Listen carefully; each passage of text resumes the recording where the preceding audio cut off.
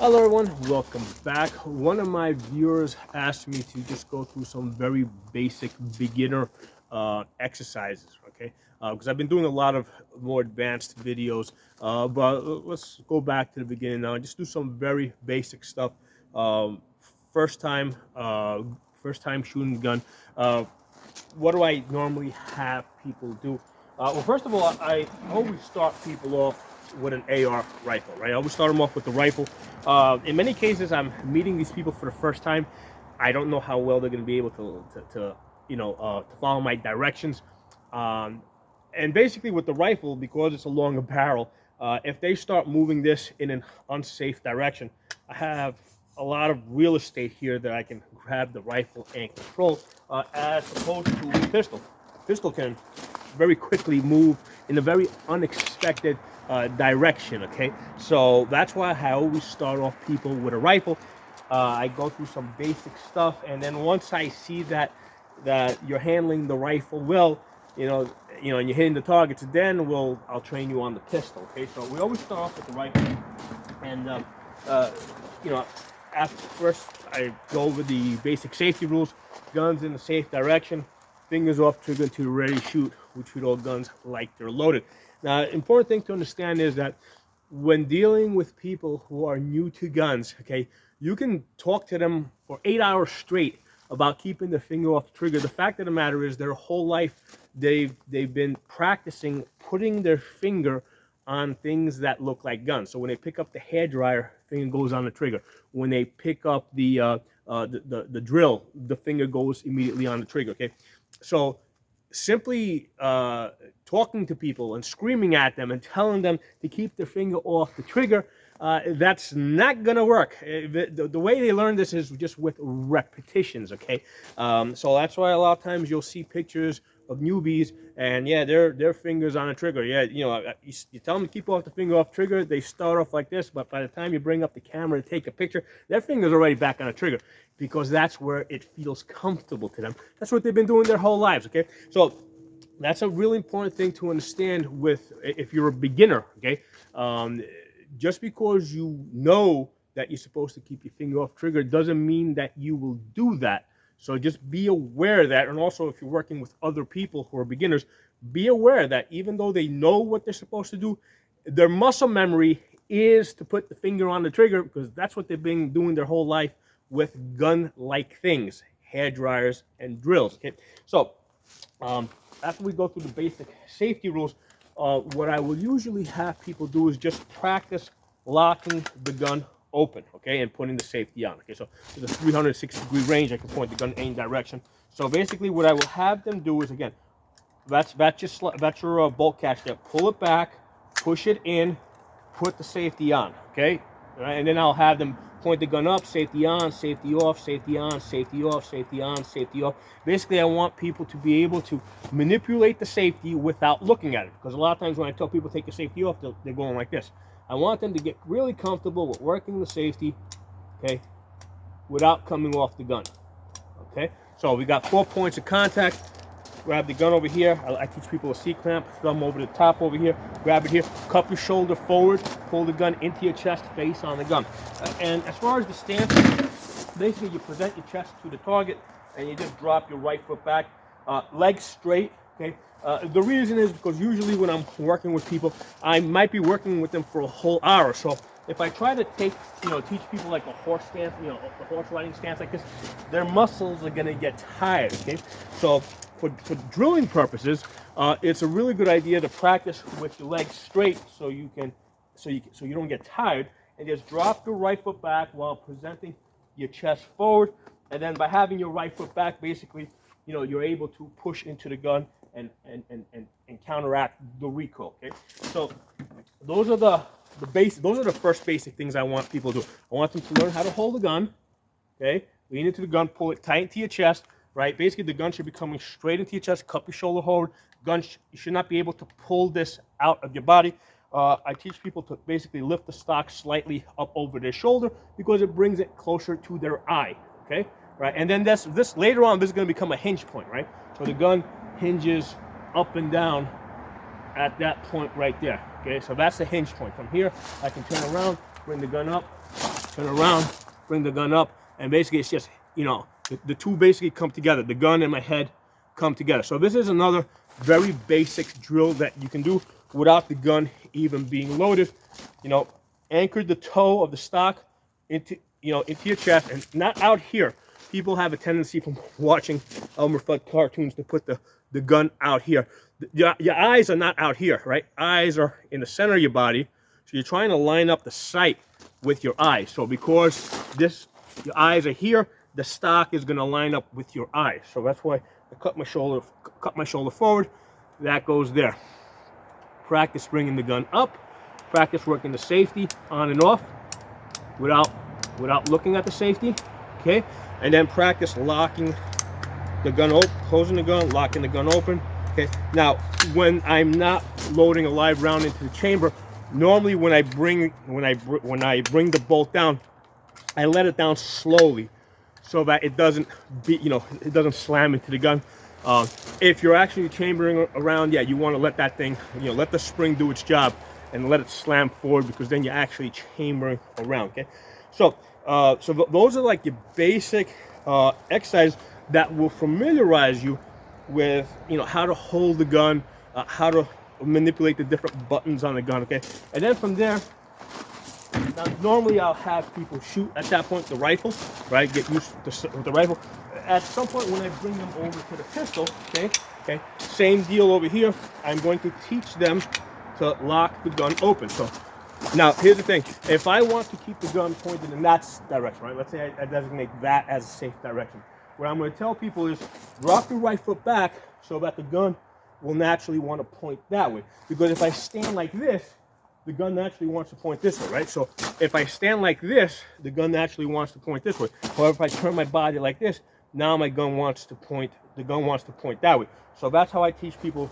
Basically, I'll tell people to slide their hand over, position their thumb on the slide catch, keeping the gun in the designated safe direction. Obviously, now I'm designating the forward direction as a safe direction.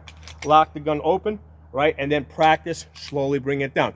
Again, because we're not chambering around, we're going to bring it down slowly, okay? And then, of course, we can also do some dry fire exercises. Now, before we get into the dry fire exercises, same thing, I got to teach people how to stand.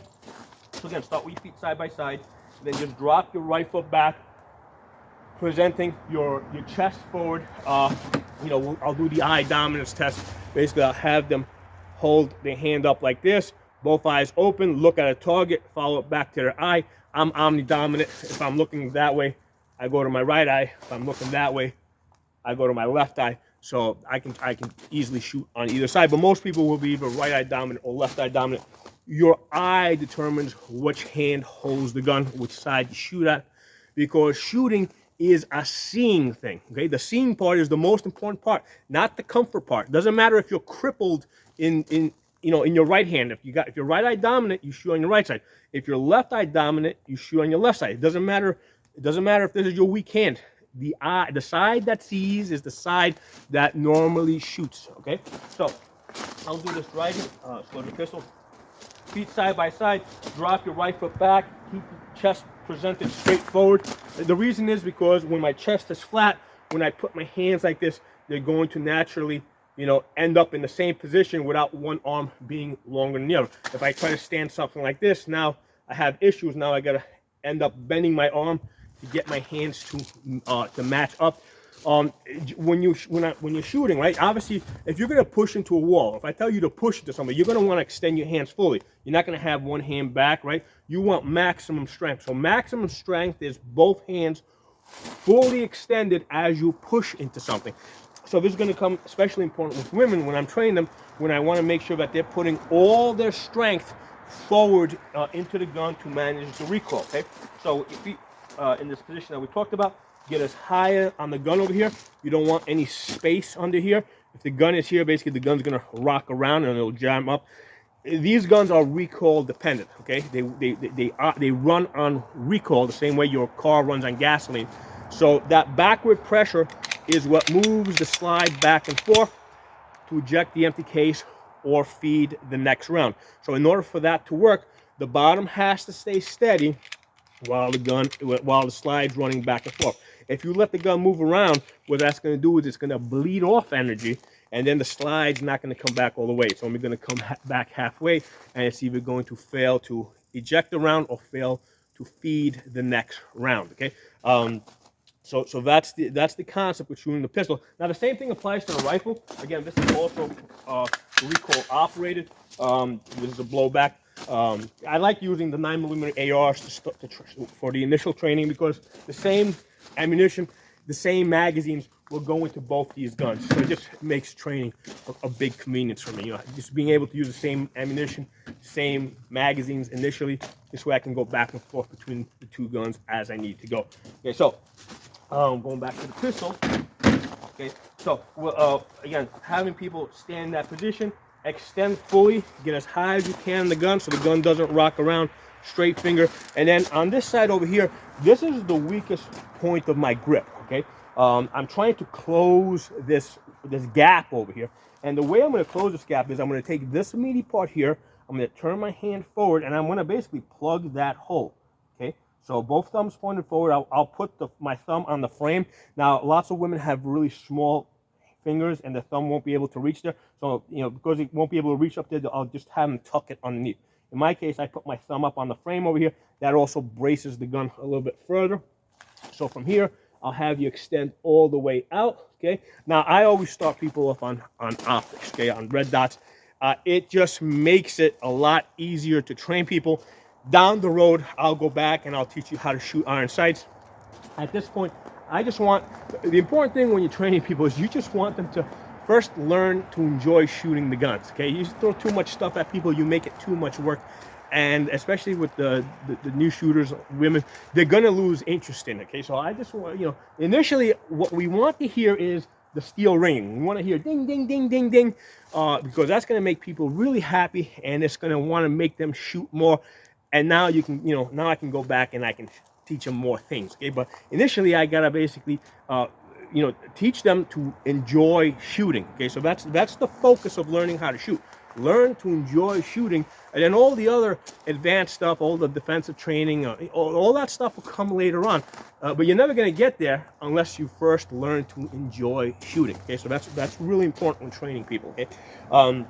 So with the handgun, like I said, you wanna take this cane here, plug that hole, extend your arms all the way forward, okay? I have the optic on this is a Holosun 507 ACSS, which is really awesome. Let me show you guys what that looks like. With the ACSS, right, you see that big circle there? Right now, when I bring it close, you can see the chevron and you can see the circle. But when I extend out all the way, right, you only see the chevron, okay, unless you're offline. So if you see like the circle, like the edge of the circle there, well, now you know which direction you got to move this in, right? So if you see the bottom there, then you know you got to go that way. Or if you see that, so this aiming system is really useful for getting people to get proper sight alignment. And the nice thing about having an optic is that it's a single point of aim. You just look at the target and basically the dot is on it. So you're focusing out there on the target and the dot's on it. And all I gotta teach people to do is keep the dot on the target while they squeeze the trigger. And with the pistol, right, same thing I would do with the rifle. Basically, after I teach people how to hold it, extend, keep the dot on the target, aim, pick up the slack on the trigger, squeeze, okay? Then normally I will manually cycle it for them, right, while they're holding it. The reason is if I let them manually cycle it, then later on when we go to live fire, people will think they have to manually cycle it. So that's why I will manually cycle it for them, just so that they can learn the trigger. And the trigger is different from gun to gun, okay? So you have to learn the trigger. Like this particular gun here, there's a little bit of take up, right? There's a little bit of take up, pick up the slack, all right? You want to keep aiming while you take up that slack and then gently press the trigger, okay? So I'll start with the big target, then I'll move people to the small target over there, right? Pick up the slack, keep the arrow on the target, gently press.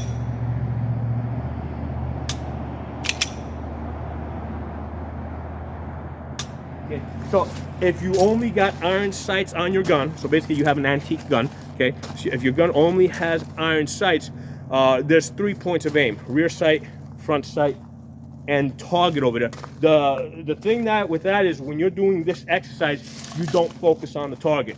You have to focus on the front sight. Okay, so the front sight's going to be clear, crystal clear. The rear sight's going to be a little bit blurry, and the target is going to get blurry. And you have to get comfortable at this idea of shooting at a blurry target, because if that target is crystal clear, then that means your front sight's going to be blurry and you're not going to be able to hit the target very well. And that's one of the things, one of the problems with training people with iron sights is that, you know, I mean, if they're physically holding the gun wrong or standing wrong, I mean, I can see that, but I can't see where their eyes are focusing, right? So that's why initially I just prefer to train people on optics. Once they understand, you know, once they start ringing the steel and they're going ding, ding, ding, ding, down the road, I can put them back on iron sights. And at some point they're going to be like, okay, wait, I'm not doing as well as I did with the optics. And then I can say, okay, so you're doing something wrong. You're probably not focusing on the right thing. And now they have a better frame of reference because they know what it's like to ring the steel. And, you know, they kind of know where they're trying to get to as far as results. Okay, so it's a lot easier for me to teach people to focus on the front sight at that point. That can be one of the most difficult things to teach people. And here's the thing: you can have people that are very experienced. Okay, so when you're on the gun range and you're shooting at a target and you're focusing on your front sight, it doesn't matter if you've been shooting 20 years. Okay. What I find is that under stress, under pressure, okay, people will resort back to looking at the thing they're trying to shoot, especially if that thing over there is scaring you. You're not going to bring your attention back from the thing that's scaring you over there to your front sight in order to hit that thing over there. So it takes a lot of training to be and a discipline to be able to do that. And the truth is that unless you're in a real situation where you're actually scared, and you don't know for sure if you're going to be able to do that, right? Because even I've talked to people that have been in combat, back in the day when they only used iron sights on their rifles, and it took a while in combat conditions to be able to come back and focus on the front sight. And nowadays, I think the military has pretty much switched over completely to optics, and that's a good indication of what works. Okay, the military uses the easiest things that they can possibly use. So the reason why they use AR-15s is not because they're very powerful guns, it's because they're very easy guns to learn. So again, that's the reason why I teach people first on ARs and then I will teach them on pistols. I'm a big believer in not reinventing the wheel. I just do the thing that works, right? The thing that's proven to work is the methodology that I follow. Okay? So we're going to do a little bit of dry firing, right? Stand fully, keep your dot on target, press the trigger. Make sure your dot does not come off target, okay? But if your dot's coming off the target now, it's definitely going to come off the target when you got live fire in there. Okay? So another thing I'm going to add is sometimes I do run into women that, for whatever reason, cannot lock the gun open, right? You cannot lock the gun open. So what I will teach them to do is take an empty magazine, put that in the gun, and then basically the gun will automatically lock open on an empty magazine. Okay, so that's a technique that I will sometimes teach women who have difficulty locking the gun open. Okay? So the next step is basically we're going to do some live fire. Okay? And basically it's everything we've already done with just 2 shots fired. Okay? So initially, again, we're going to lock the gun open. Okay? Put the safety on. And the reason why we lock the gun open is because if the bolt is closed, right, and you try to insert the magazine, what's happening is as you shove this in there, in order for the magazine to seat, that first round has to compress, okay? So that's why if you overload the magazine, you can't seat it. So because that first round needs to compress, sometimes that will, that's why you got to really hit this hard. And sometimes, especially women, they don't have the ability to hit this hard enough. So that's why it is best to avoid that altogether and just lock the gun open. Because if you lock the gun open, now the bolt is back, and the magazine is going to easily go in and out. So that's why we lock and load, right? This is what the phrase lock and load means. Lock the gun open and load it, okay? So When I put the magazine in, right now, there's two ways we can put this into battery. I can either hit the bolt release, or I can run the charging handle. At least initially, I teach people to run the charging handle, and the reason is because running the charging handle here is going to be very similar to running the slide. So I want to use a technique that will carry over from here to here. Okay, so what I'll do is, okay, pointing the gun down, I will have them charge it. And the reason why I have them point the gun down is because, you know, if the firing pin is stuck forward, you can get a slam fire. It is very rare, but here's the thing. I mean, if you know, look, I oversee the shooting of like probably over 100,000 rounds a year. So over 100,000 rounds, I usually see 1 or 2 slam fires where that firing pin is stuck forward, and it, you know, as soon as the bolt goes forward, it ignites the round. Okay, very rare, but over the hundreds of thousand rounds that I supervise, it does happen. So I can expect it to happen once a year. So that's why I make sure the gun is pointed down into the ground when the bolt is sent forward. Okay, so initially we're just gonna basically just have people stay here, take the safety off, put the safety on. Okay, so do that again. Take safety off, put the safety on. Okay, so same thing that we're doing before. And the next step after that is I will just have them do some up drills. Okay, so from here, again, anchoring the toe into your chest, bring it up, sight on target, safety off. Okay, come up. Okay, so we're going to do that repetitively. Then the next step will be to have them unload the gun with a round in the chamber. So drop the magazine. I'll have them. Right? Again, they've done this before. They've done this a couple of times before. You know, they did it earlier, so they're going to be comfortable with this idea of running that bolt, of running that charging handle to get the round out of the chamber. Okay, so again, I will have them check the chamber, lock the gun open, safety on, put the gun off to the side. All right. So once I see that they're confident with that, then we'll go to the pistol. Pistol, the same thing. So again, keeping the gun that way. So if that means turning your body this way, you turn your body this way. Gun has to stay pointed in that direction. Lock the gun open. And another thing I'll have people do is I'll make sure nothing ever goes in front of the muzzle. So if the magazine's here, gun's here, they gotta be careful to get that magazine without reaching in front of the gun. It may involve doing that. Okay, so that's one of the things I want to make people aware of, and that's also the reason why, you know, you can't just lecture people for 8 hours about gun safety and have them just automatically do it, because, you know, they might understand the concept, but applying it in a situation, for example, where the gun's here, magazine's there, you know, what's the application of this? The application of this is you got to move the gun forward so that you don't put your hand in front of the gun. Okay, so that's the practical application of those safety rules. Okay. So from there, we're going to basically take the magazines, put it in, okay, run the slide, get our hands into position, go to full extension, safety, finger off the trigger, and then bring the gun in, okay, all right, because they may need to rest, all right, and then from there, extend out, safety, finger off the trigger, bring the gun in, okay. So this is an exercise that is going to lead into holster drills, okay.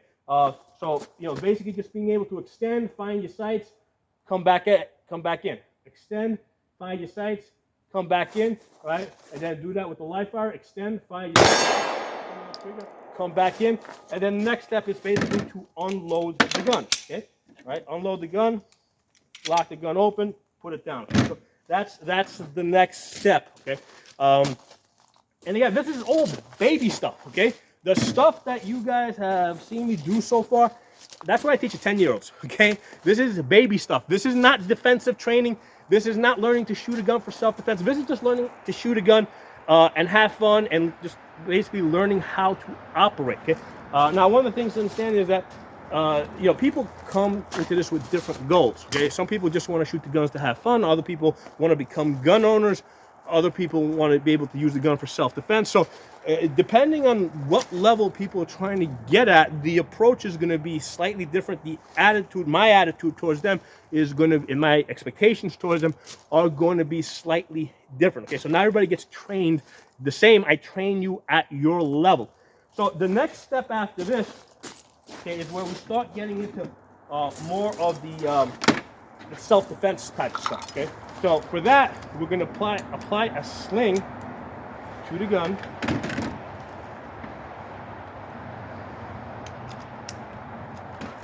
Okay, and we're going to learn to work from the sling. Okay, and the importance of the sling is that, you know, now we can start moving around. We can start doing different things.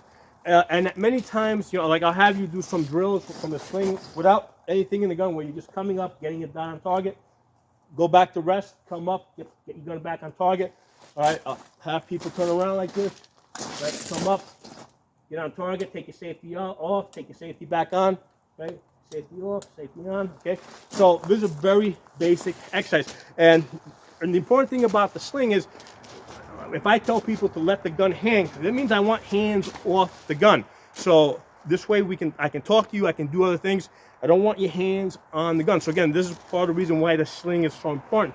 It's a, you know, once I say, you know, let it hang, your hands are off the gun until I give you further instructions.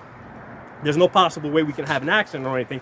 You know, I don't have to concern myself with you putting your hands on the gun, because at this point you understand that once I say let it hang, your hands are off the gun until you get a different set of instructions. Okay, so from this position here, we're going to load the gun. I'll use the fast loop, right? This is very handy to let this out, so I can lift this up a little bit, get the magazine in there.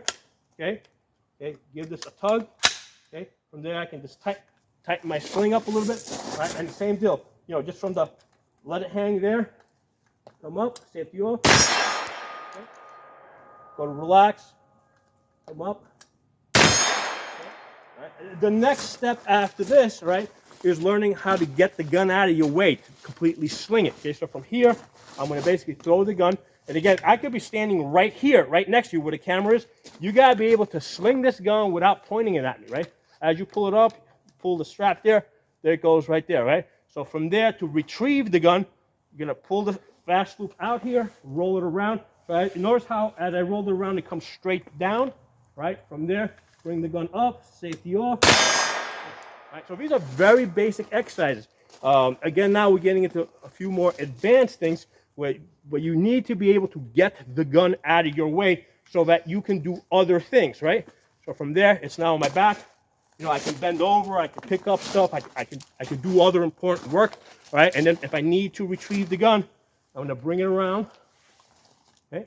Come up, all right, there we go. And then from there, to unload it, let out the fast loop, pull out the magazine, check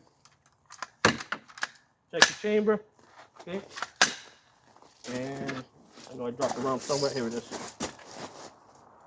All right, put this to the side, and then we're gonna unsling the gun. So let's lock the gun open, safety on, get out of the sling, put this down, okay? So now let's get to the working with the pistol, okay? So now with the rifle, it has a safety on it, and the reason why it has to have a safety on it is because with the pistol, especially a Glock, this Glock has no safety. The safety mechanism is the holster, okay? Once it goes into the holster, this trigger is protected. The gun and the holster are a single unit. The holster being the safety mechanism for the pistol. Now with the rifle, I cannot put this into a holster that will cover the trigger guard. So that's why the rifle has to have the safety on it. So I want you guys to understand why the rifle has a safety, but not the pistol. Because it's kind of pointless to have a second safety on here, because you already got the holster, which protects the trigger guard. And the problem that I have seen over the years is when you put a manual safety on the gun, people forget to take it off, or they forget to put it on. Generally, the problem with the manual safeties on pistols is they're on when you wanted them off, they're off when you wanted them on, okay? So the holster is the safety mechanism. So again, I'm gonna basically have people put this on their belt. Okay, all right. So now we're going to get into the holster drawing. Now, again, up until this point, we've just been doing pretty much recreational shooting with the pistol, right? Because in a realistic self-defense situation, the gun is not going to be on the table like that, where you're going to load it, rack it, and shoot it. Okay, that's not realistic. Even in the home defense situation, the gun is going to be in a holster, even if it's not in your body. Let's say if it's in a drawer. The last thing I want to do is put this load this and put this in the drawer, because when I go to reach for this gun, especially if it's in the dark, there's a good chance that my finger is going to end up on that trigger, you know, as I'm grabbing it. Okay, so that's why the safest place for the gun is in the holster. Okay, that's where the gun lives. So now once we start getting into the holster drawers, now we're getting into the self-defense type of stuff. Okay, and so we're moving up from the stuff that I teach the 10-year-olds to, like, you know, the grown-up stuff now. Okay, so with the holster drills, the concern here is not to shoot yourself in the foot, not to shoot yourself in the other hand. Okay, so in order to draw the gun, okay, what I'm going to do is I'm going to put my hand on my chest. It needs to be on my chest. Some people will put it in their pocket. It's got to be someplace on your body where you are conscious of where this other hand is. Now, part of that might be to clear your clothing. If I have a jacket, right, but it has to be on your body, right? So it's going to be on your body. So I'm going to put it on my chest. I'm going to pull. I'm going to rotate. Okay. Now, here's the thing. From this position here, if I had a threat that was a foot in front of me, I could shoot from right here. Okay. So as soon as I come out of the holster, okay, pull, rotate. If I need to shoot from here, I can shoot from here. Join. Again, if I have a threat that's like 3 feet in front of me, I could shoot from here and then go to full extension. Bring this up into your line of sight. So you come up, you extend, line of sight, get your sights on target. Okay, bring it back in and reholster. Okay, so you see how I had to pull my shirt out of the way. One of the things you have to be very conscious of is your shirt getting caught up in this trigger guard over here. Okay, because what's going to happen is if the shirt gets caught up in the trigger guard and you shove it in there, it'll set the gun off and it'll shoot you in the foot. Okay, so that's one of the things you gotta be really careful of at this point. So that's why when I go to reholster, okay, I will pull my shirt out of the way and I will safely reholster like that. Okay, and even if it doesn't set the gun off right away, if your shirt gets caught up in there later on, if you tug on your shirt, it'll yank that trigger and you can set it off. When you go to reholster, right? So I'll practice this a couple of times. When I go to reholster, if I feel any resistance on the way in, it's probably in my garment or something. Slow down, okay? Figure out why you're getting resistance this time when you didn't get it last time. The gun should be able to go in and out of the holster really smooth, okay? Now, a lot of people are very big on don't look at the gun when you reholster, right? That's later on, man. When you're learning, if you need to look at this as you reholster, look at it, okay? The other thing is stick your hip out. I don't like, see, that time it got stuck a little bit in my shirt. You know, stick your hip out so you're not pointing the gun into your foot as you're reholstering. So that's another big thing. Okay, so you're gonna practice this. I'll do it this way so you guys can see it. Hand goes here, pull, join, rotate, join, extend, get your sights on target, and then just do everything in reverse to get the gun back in the holster. So this is a very important thing. You gotta understand that the holster is the safety mechanism for a pistol. You have to learn to work from the pistol. And unfortunately, most ranges won't even let you do this, right? Most ranges are basically a two-dimensional range where you can just, all you are able to do is stand here, shoot at the target over there. You're not able to do holster drills. You're not able to move and shoot. You're not able to do the things that you would normally be doing in real life, okay? So from there, let's load up the gun. So again, I'm gonna get the gun out. I'm gonna lock the gun open, right? So we're always working from the lock position because it's easier to put the magazine in the gun, and I know, right, that it's going to seat, right? Because if this is closed, right, you know, there's more resistance. A lot of times it's just hanging there like that, right? See how that doesn't fall out, right? But then you know, so in order for you to be sure that this is fully seated, right, you want to lock the gun open and then give it a tug, man. Nothing wrong with giving this a tug, right? Give it a tug. Now, I love another good thing about the optics is I'm able to hook onto the optic and get that into battery, okay? So let's get this back in the holster. So again, we're just gonna practice it. Same thing that we did before, right? Gonna come out, rotate, join, extend, get the sights on. Come back in, clear the garment, stick the hip out, get the gun back in the holster. Okay, so this is something that you gotta do repetitively. 1 shot, 2 shots. You know, get really, really good with this. Okay, come out, extend, get it back in the holster. Okay, so this is something that's gotta become second nature. And again, if you need to look. All right. Better, you know, we might be in a rush to come out of the holster, but we're never in a rush to go back into the holster. Okay. Now, next thing I will introduce is the scan and assess. Okay. So with the scan and assess, what I want to do is, well, let me demonstrate. So I'm going to come out, I'm going to take my shot, okay? I'm going to come back, I'm going to cover up the gun, right? And now I am scanning and assessing. Okay, I'm covering up the gun so that other people can't see what I got here, all right? Because they might not know who I am and what I just did, and that this guy was attacking me. You know, they might just see a guy bleeding on the ground over there, me holding a gun.